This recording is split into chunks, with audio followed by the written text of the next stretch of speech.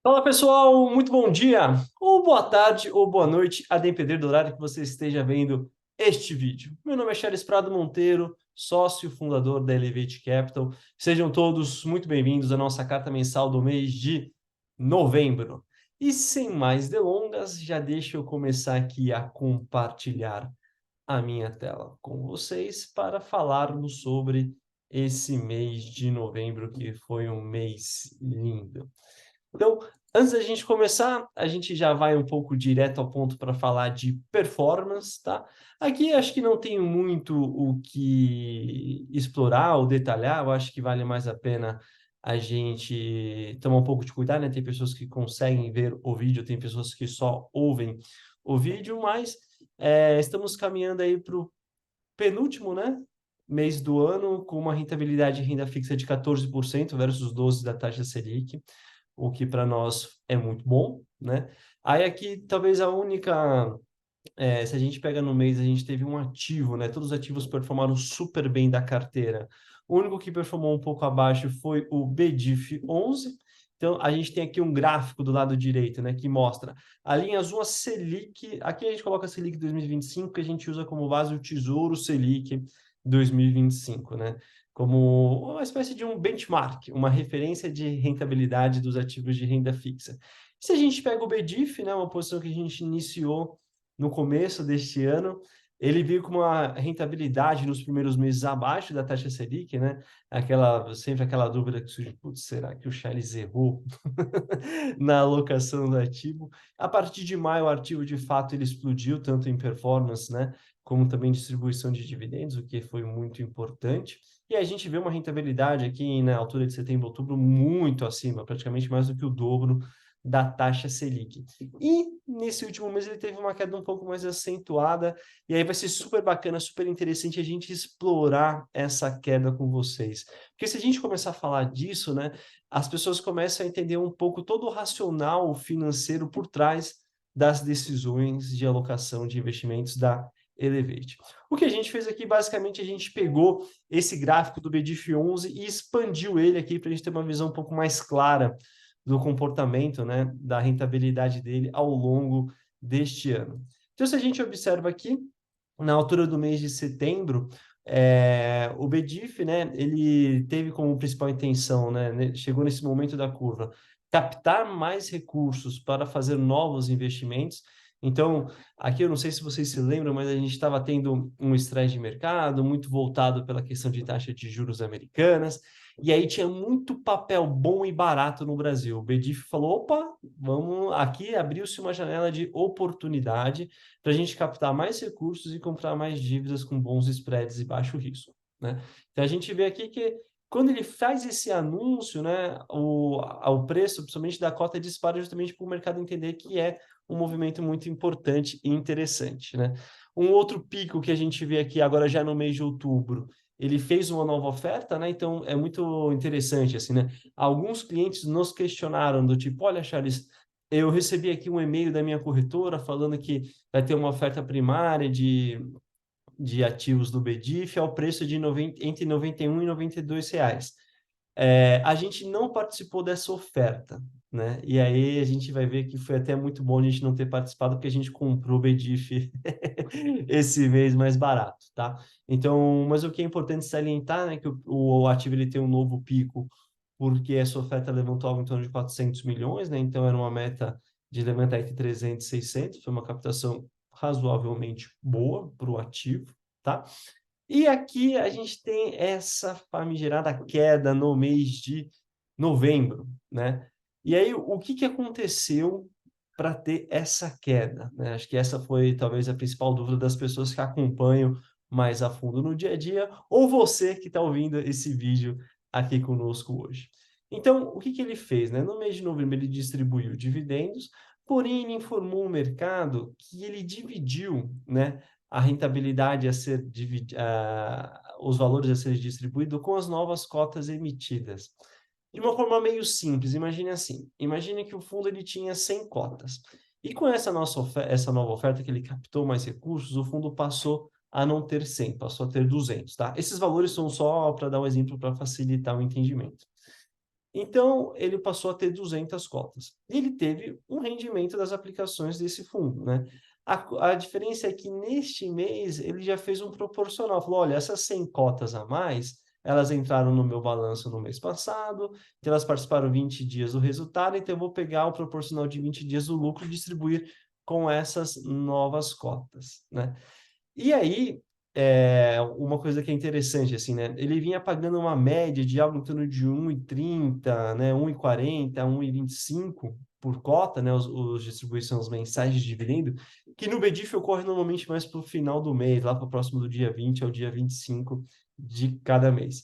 E ele pagou, entre aspas, somente R$ 1, né? E aí isso fez com que a cota do BDIV saísse na casa de 92, 93 para ir abaixo de 90, né?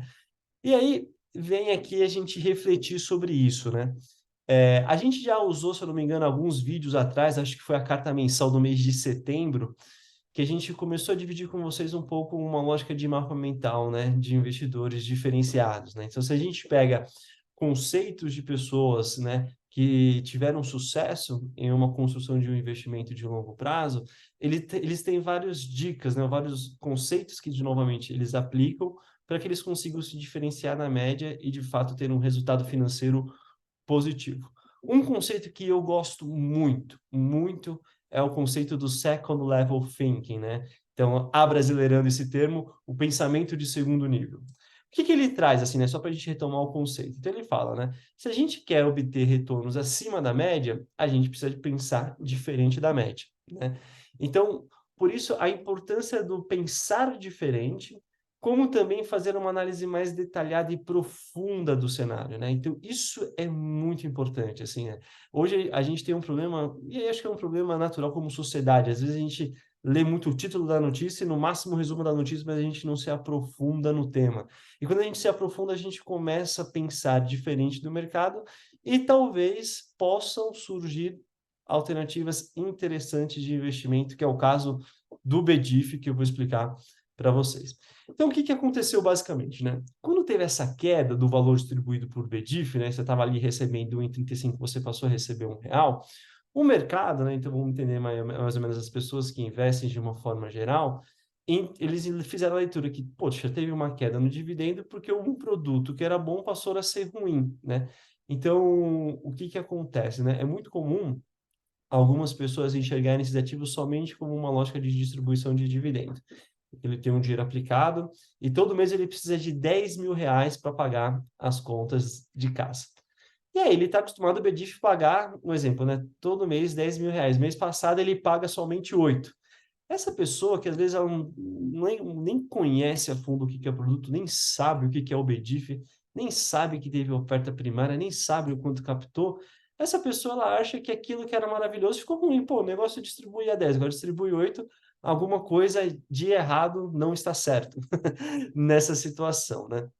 Então, as pessoas elas vendem o ativo para comprar outros ativos que teoricamente têm um melhor momento de distribuição de rentabilidade por cota, né?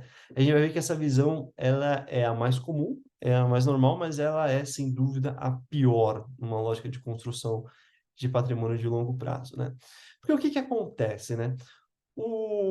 Ao invés de você fazer a leitura que o fundo era bom e passou a ser ruim, na verdade é o contrário, né? Então, o fundo com esta nova oferta, ele tem mais recursos, ele tem lá R$ 400 milhões em caixa. E ele vai pegar esse dinheiro e vai fazer os investimentos. Ele já informou e a gente conversou com o fundo, ele já tem os ativos certos que eles querem comprar. Ele só está negociando a lógica de spread e preço para comprar ativos bons e baratos também. Então, a partir do momento que ele faz essa compra, ele começa a ter rendimento dessas novas compras, e aí a rentabilidade desse ativo começa a ficar mais interessante, né? Então, com isso, o valor a ser pago por cota vai ser maior nos próximos meses, né? Comparado com o cenário anterior. Então, o que que acontece? Imagina que o fundo ele tinha 100 cotas e distribuía 1,30. Ele vem para o mercado e fala assim, olha, eu preciso captar mais recursos para comprar novos títulos. A leitura de um investidor, né, mais, como é que eu posso dizer, mais racional sobre o ponto de vista somente econômico, ele vai falar, tudo bem, você vai captar recurso, Mas você vai investir no quê? Se você for comprar ativos com a mesma rentabilidade que você já tem hoje no fundo, eu não vou participar dessa oferta, né?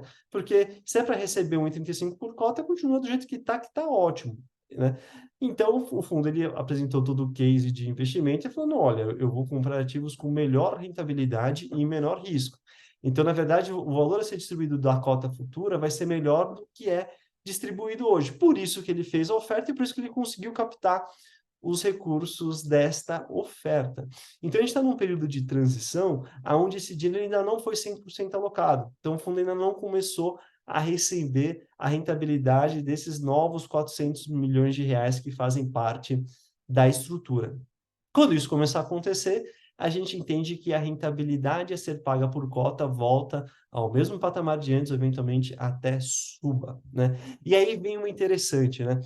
Quando a gente pensa na lógica de second level thinking, a gente, por já entender um pouco mais de mercado, a gente sabia que eventualmente esse cenário ia ocorrer, né? Esse cenário de uma baixa da cota por uma questão momentânea de diminuição de dividendos pagos por cota. E aí a gente fez o quê? A gente aproveitou justamente as últimas semanas para comprar BDIF mais barato. Então, toda vez que a gente compra BDIF a um preço abaixo de 90, por exemplo, a rentabilidade que a gente vai receber, normalmente quando você faz o cálculo de dividend yield de uma carteira, é baseada no seu preço médio de compra. Então, isso é excelente, né? Então, a gente vai estar comprando um ativo que ele estava na caixa, chegou a custar, né, mais de R$ 94 e pagava o mesmo dividendo, a gente conseguiu comprar esse ativo agora próximo de 80, 88, 89, 90, que vai pagar esses mesmos dividendos no futuro. Então, esse é o conceito do second level thinking, que acho que o BDIF é muito interessante porque ele conseguiu tangibilizar muito esse conceito, né? Então, de novo, a gente pega a visão de um investidor de curtíssimo prazo, né? Aquele cara que tem, aqui não consegue enxergar muito além daquilo que está explicitamente na frente dele. Esse cara fez um péssimo negócio, né? A gente que tem uma visão mais alongada, busca olhar do todo, né? A gente bate muito na tecla, né? No olhar a árvore, olhar a floresta, a gente sabe que a gente está plantando aqui boas coisas para colher bons retornos lá na frente. Como foi a curva do BDIF? Aí, se a gente pega todo o histórico do ano, a gente começou os primeiros meses abaixo e teve um salto super interessante aí no final do primeiro para o segundo semestre. Perfeito? Acho que espero que tenha ficado claro esse conceito, essa explicação. Charles, não entendi nada que você falou. Feedbacks para nós sempre são muito importantes, tá? Então, manda um WhatsApp, me liga, vamos conversar sobre vídeo, porque entender essa dinâmica de second level thinking e usando o BDIF como explicação, esse é o DNA numa lógica de alocação de capital da Elevate, tá? É isso que vai fazer diferenciação no médio e longo prazo, é isso que vai fazer uma diferença enorme na construção da sua carteira, do seu portfólio de investimentos. Então, vamos agora para a segunda fase da apresentação, a gente vai falar de renda variável. No mês, a gente teve uma performance de 2%, né? Você pode pensar, poxa, 2% ao mês, quem me dera conseguir manter isso todos os meses, né? Porém, o Ibovespa ele teve uma alta relativamente muito forte, né? Foi um dos melhores meses dos últimos anos para o índice Ibovespa, onde o índice subiu 12%. Mesmo com essa diferença, a Elevate ainda continua na frente e no ano de 2023, né? A rentabilidade da carteira está em quase 18% versus 16, 17 do Ibovespa. Porém, quando você pega o acumulado, a gente tem uma rentabilidade aí de mais de 137% versus modestos 67% do Ibovespa, né? Então, a gente costuma dizer que a Elevate ela performa no longo prazo mais do que o dobro do que o Ibovespa. E se tem um mês que a gente performou muito abaixo do Ibovespa, a gente chega isso muito mais como uma lógica de oportunidade de compra, né? Então a gente está hoje muito confiável, muito tranquilo, né? A gente construiu uma carteira de ações na nossa visão muito confiável, muito sólida, com baixo risco, com excelente potencial de crescimento. E são justamente nesses meses que a gente entende que a gente tem que ir para cima, aproveitar que as nossas ações ainda não sofreram a reprecificação do índice como todo sofreu e ir às compras, né? Uma coisa que é interessante, assim, se a gente pega o comportamento do Ibovespa no mês de novembro, a gente teve uma entrada muito sólida de investidor estrangeiro.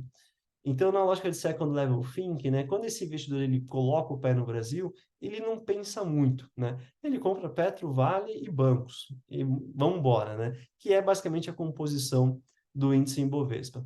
Só que uma vez que ele põe o pé no Brasil e ele sente que, de fato, e a nossa visão é um case mais construtivo, principalmente no médio e no longo prazo, ele começa a diversificar a carteira. Então, ele começa a vender essas posições de Petro, Vale e bancos e começa a comprar ativos com as características que a gente investe.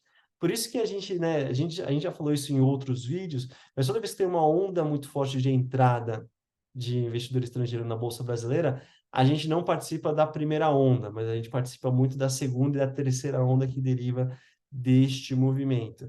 E aí, como os ativos têm um upside muito interessante, toda vez que essa onda, essa segunda, essa terceira onda chega até nós, a gente começa a ter uma rentabilidade um pouco mais forte, né?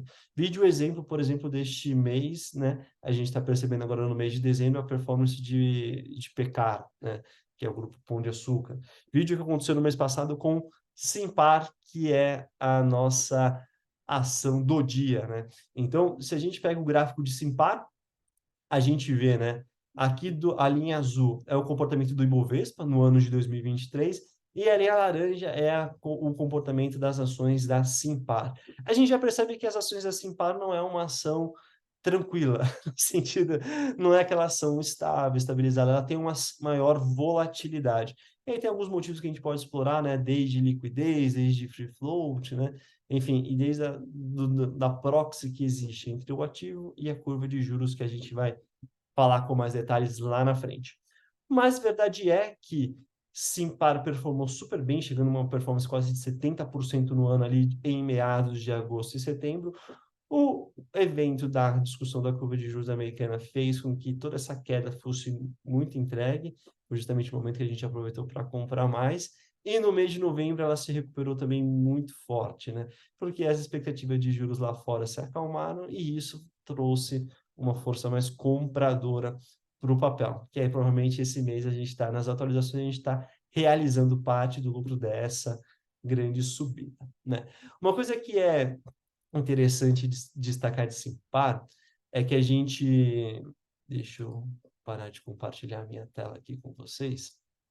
Aí voltar aqui. Uma coisa que é interessante no case de Simpar é justamente essa volatilidade, e é uma ação que a gente, mesmo com toda essa volatilidade, a gente bem tem um resultado muito positivo para a carteira da Elevate no ano, justamente porque nos momentos de alta a gente vai vendendo o ativo e nos momentos de queda a gente vai comprando eles por conta do fundamento não ter sido alterado. E aí tem um evento muito interessante, há cerca de 1 ou 2 semanas atrás, acho que foi na semana passada, que foi o Simpar Day. Então, o que que acontece? Todas essas empresas, principalmente as empresas que a gente investe que tem um nível de governança melhor, elas fazem reuniões anuais com grupos de investidores, né?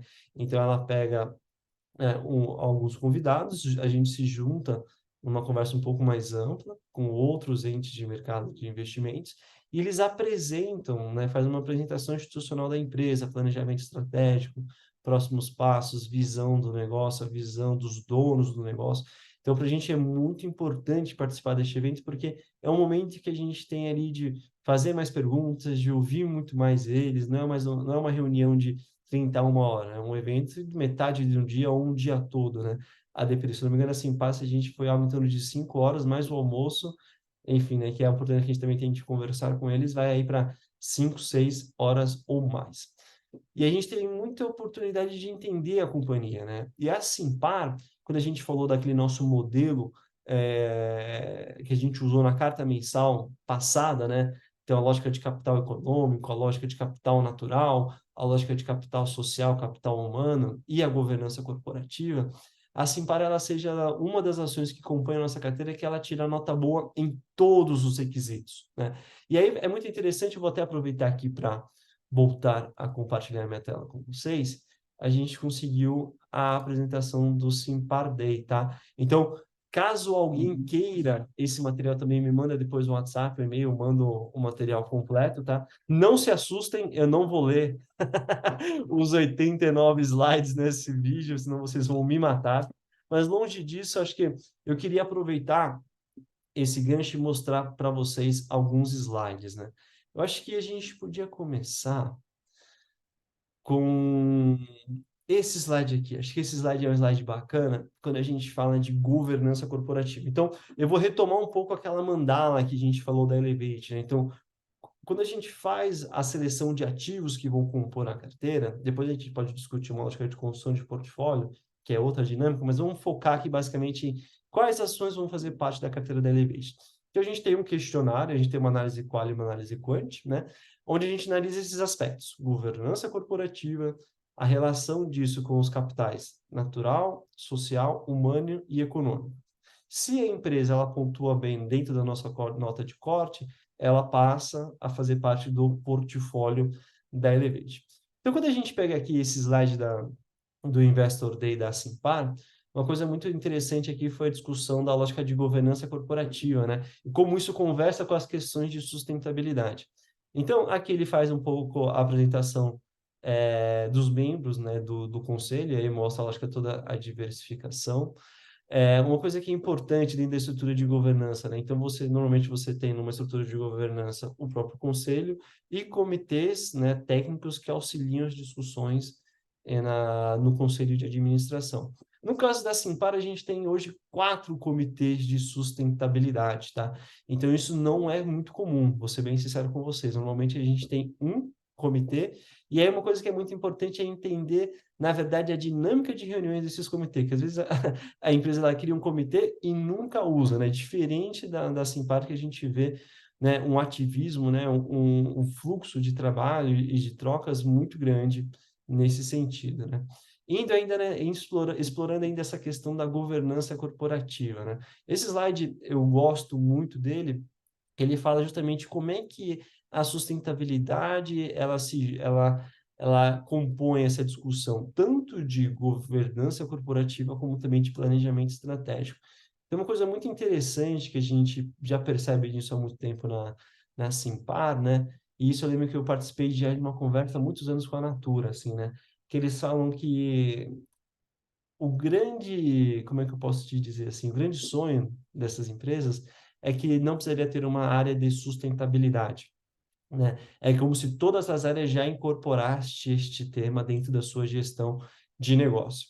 Indo nesse sentido, e aí a visão, né, da Simpar, acho que ela é muito legal, porque ela fala que a área de sustentabilidade é um grande PMO, no sentido assim, é um grande gestor de projetos. Então, são as próprias áreas, as próprias unidades de negócio que já implementam isso, a área de sustentabilidade só garante que o que está sendo implementado na ponta condiz com o que de fato está sendo discutido no conselho e condiz com o que de fato está sendo discutido no planejamento estratégico e ajuda mais com uma lógica de viabilizadora, como também de acompanhamento para garantir que está tudo rodando direitinho, né?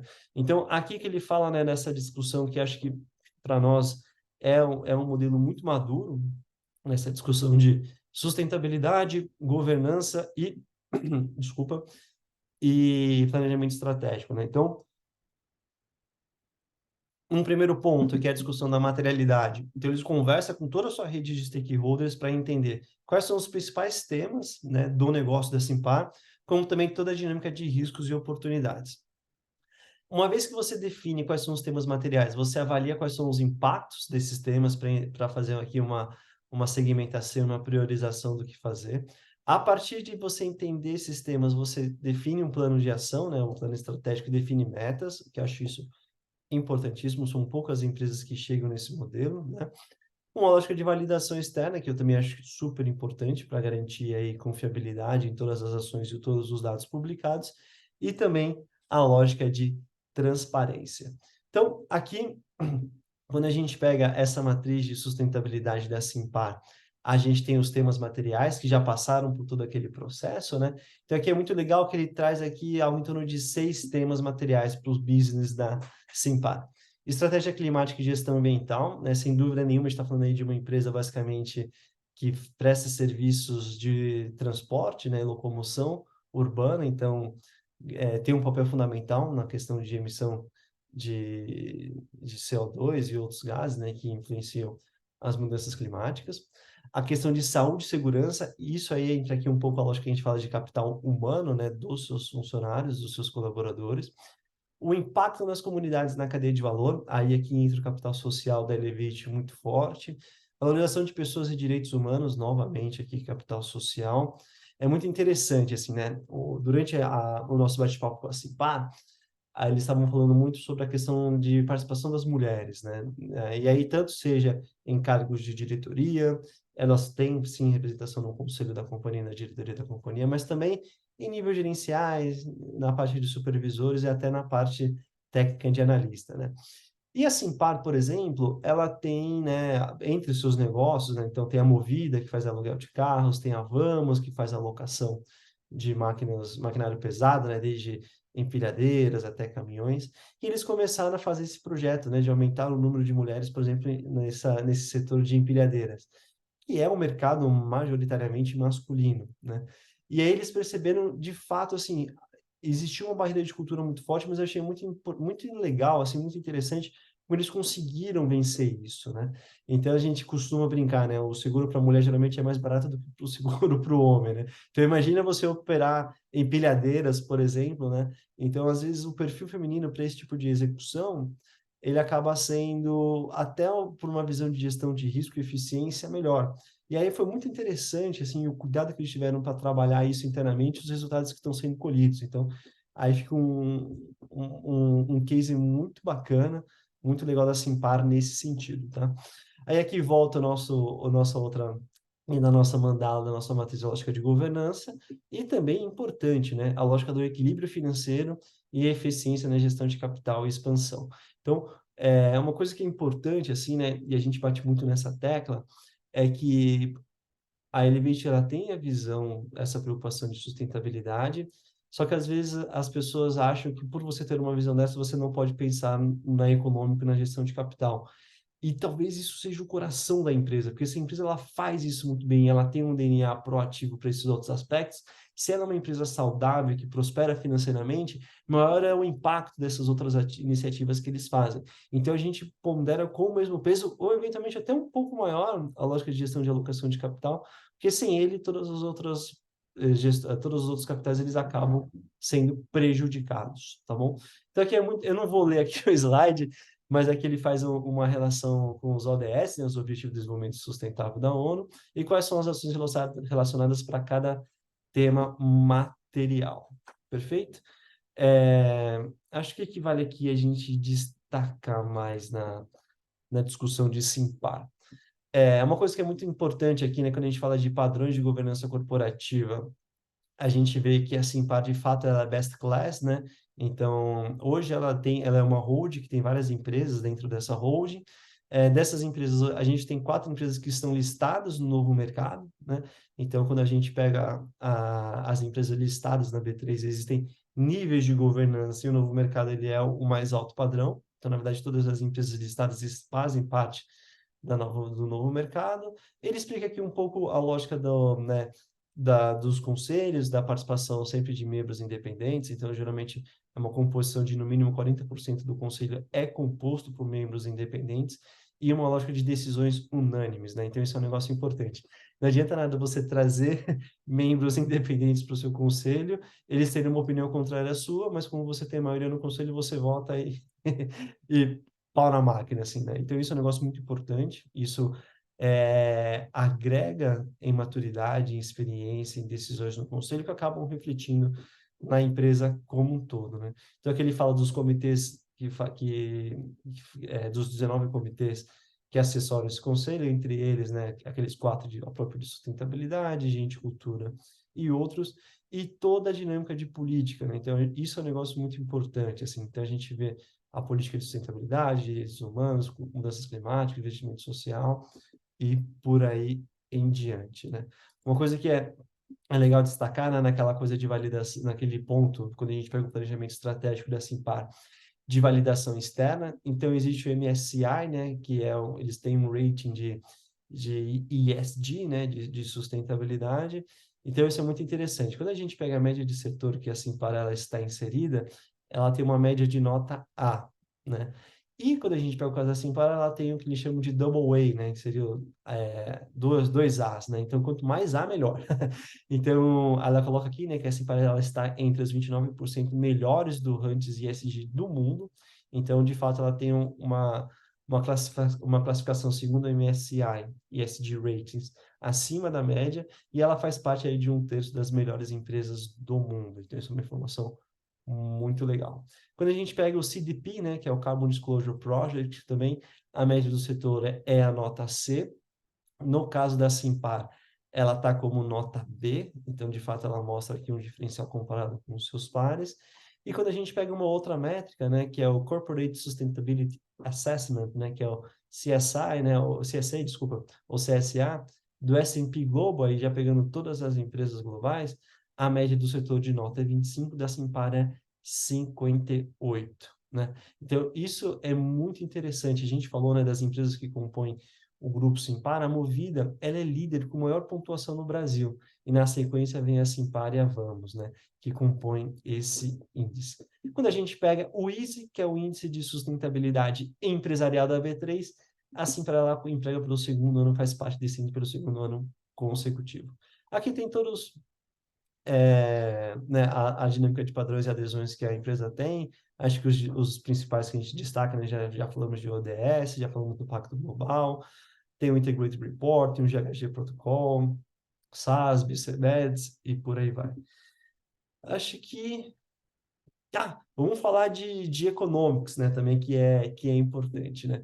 Aqui, quando a gente pega esse slide, acho que é um slide que tem muita informação, mas se a gente pudesse discutir um pouco, ele pega os dados, né, de receita bruta da companhia de 2018 até os últimos 12 meses de 2023, a gente vê aqui um crescimento, né, médio de algo em torno acumulativo de mais de 30%, né? É como se a receita bruta ela quase se multiplicou por 4 aí nos seus últimos 5 anos, 5, 6 anos. Então, a gente vê de fato que a Simpar, do ponto de vista econômico, ela vem executando muito bem o seu planejamento de aumento de receita. Uma coisa que é mais importante que ela tem aqui, né? Geração de valor médico das adquiridas. Então, parte dessa receita, ela vem de crescimento orgânico, parte vem das empresas adquiridas.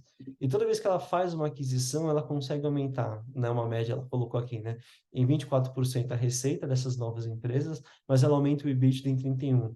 Então, a gente percebe que, de fato, existe um valor agregado maior nessas aquisições, que é o aumento de eficiência econômica que a Simpar consegue imprimir nas empresas que compõem este novo grupo, né? Um outro slide do capital econômico que a gente gosta bastante, assim, a Simpar ela é um pequeno monstro, né? Uma empresa que está faturando somente 4 bilhões de reais ao ano.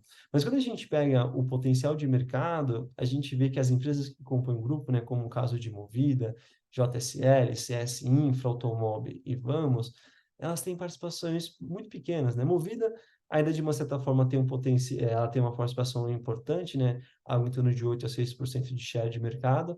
Mas quando a gente pega a JSL, que na verdade a gente entende que é uma das melhores empresas do grupo, a gente vê os segmentos, tem segmentos que ela tem menos de 1% de participação. Quando a gente pega a Vamos também, que é uma empresa que presta um serviço, na minha visão, acho que nos melhores serviços do setor de atuação, nessa parte de locação de maquinário pesado, ela só tem 1% do share de mercado. Então, isso é muito importante porque mostra a avenida de crescimento que a gente tem em Simpar hoje, tá? E aí, para fechar, assim, não é à toa que é um evento de 6 horas. Mas para a gente não se prolongar muito no vídeo, aqui a gente vai falar um pouco de valuation. Assim, óbvio que eu vou fazer aqui um parênteses que quando a gente, na Elevate, a gente faz, né, a lógica de potencial de valor, a gente faz contas muito mais elaboradas, mas essa aqui é uma conta relativamente simples, que ajuda o cliente a entender um pouco o preço da ação de Simpar e o quanto isso está barato ou está caro.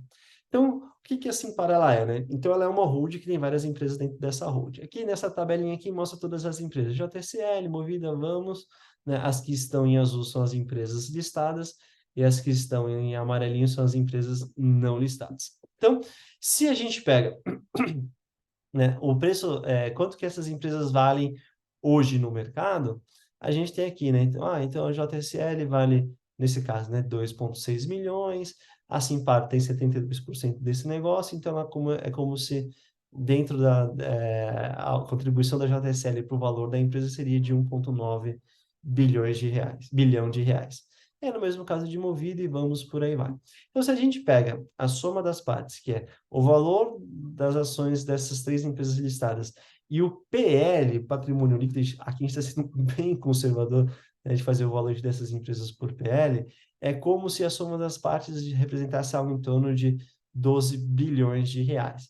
Se a gente deduz a dívida que está na hold, algo em torno de 3,8 bi, é como se a soma das partes do Enterprise Value da companhia, né, já descontado nesse caso, a dívida seria de algo em torno de 8,3 bilhões de reais. Qual que é o market cap, né? Então, se eu pegar o valor das ações da Simpar e multiplicar pela quantidade de ações listadas em bolsa, a gente vê que hoje a empresa está sendo avaliada em 6,6. Existe aqui um desconto de mais de 20%, teoricamente, só dessa dinâmica simples de somas da partes. Então, Simpar é uma composição de várias empresas. Se eu pego quantas essas empresas valem, e grande parte delas sendo avaliada por patrimônio líquido, e chego no topo, é como se a empresa deveria estar listada a 8,3, está listada somente a 6,6. Aqui já tem um upside de 20%. Aqui um cálculo um pouco mais elaborado, que é um pouco que a gente faz na Elevate, ele pegou essas empresas e não avaliou qual que é o preço de listagem dela hoje, nem qual que é o patrimônio líquido. Mas ele fez, por exemplo, uma análise de múltiplos baseados em companhias comparáveis, né?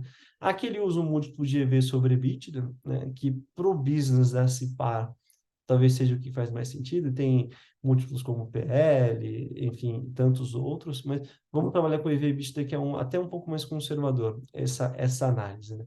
Então ela pega, poxa, os pares da JSL no Brasil e no mundo negociam a uma média de 9 vezes EV sobre EBITDA, e por aí vai. Quando ele faz toda essa comparação e todo esse cálculo, ele vê que o valor da holding da Simpar, né, aos preços atuais, ao momento atual da companhia, seria de algo em torno de 37 bilhões de reais.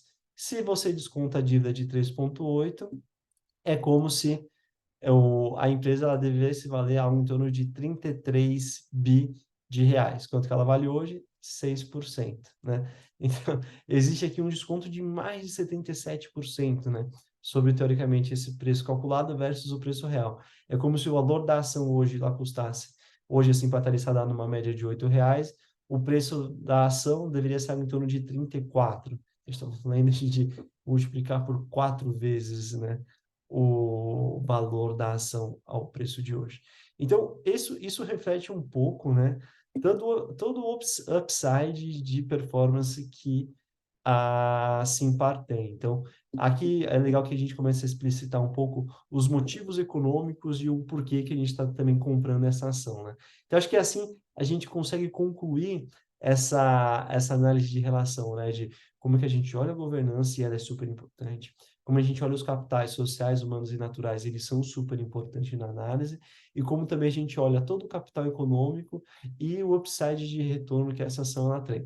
Se a gente consegue juntar tudo isso, né, e fazer isso, aí depois vem a dinâmica de construção de portfólio, de colocar outras empresas de diferentes setores, de diferentes características de comportamento, a gente consegue construir um portfólio de menor risco e melhor potencial de longo prazo.